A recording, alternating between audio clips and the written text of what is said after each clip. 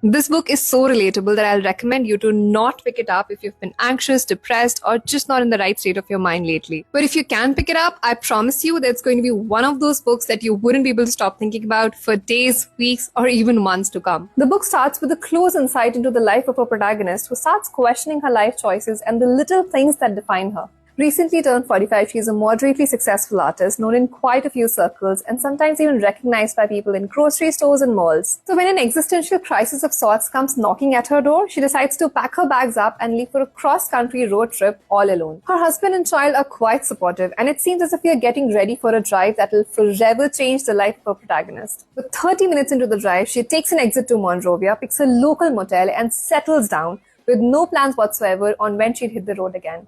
And something like a light bulb switches off as things start unraveling. She ends up renovating her motel room as if she's planning to stay there forever and gets obsessively involved in an affair with a married man. But this book is so much more than a few random erratic decisions taken by a protagonist. It's about the many ways in which society shapes women to fit them into a certain mold such that they forget who they really are or what their life's purpose is. It's about waking up one fine day, years later, only to ooze out of their mold and say, "What the hell was that about?"